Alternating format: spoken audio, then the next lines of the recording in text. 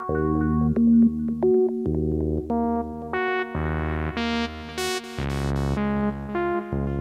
Kent from KTM Bike Industries. Today I'm just going to chat to you a little bit about a little tweak on a bike setup that can help you a lot with your power transfer.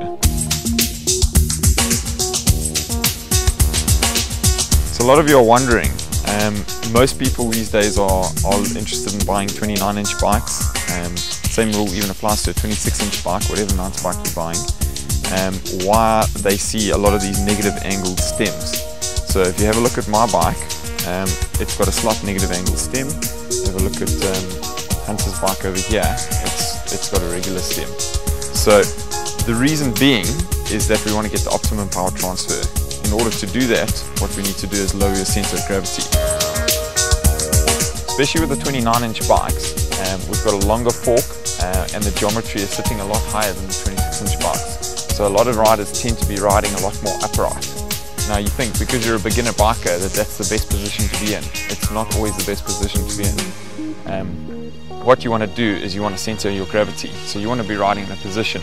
So the 29-inch bike is popping your nose up. You're going to be doing that and you're going to have no control and you're going to have no power transfer.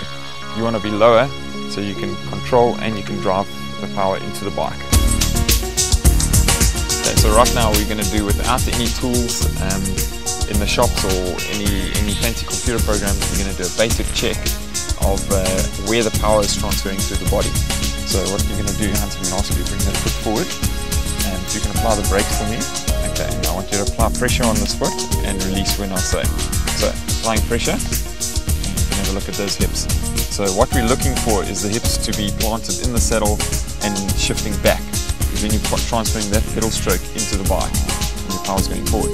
What's happening here, if you can apply pressure for me, okay, you can see his hips are shifting up a little too much. So what's happening there, by the hips shifting up, it's applying more pressure on the lower back, and that's your first common mistake of getting lower back pain. So it's losing power, losing control, and actually applying too much pressure on his lower back here.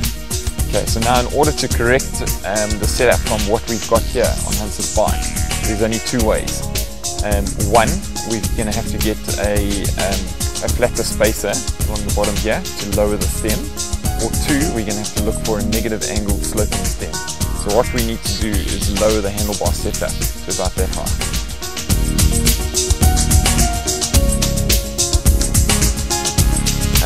With a correct setup, yeah, my bike is hopefully correctly set up, we should see a difference in the hip movement. So I'm going to do the same thing, applying the brakes.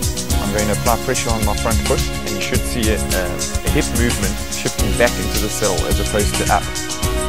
Okay, so applying brakes, putting pressure,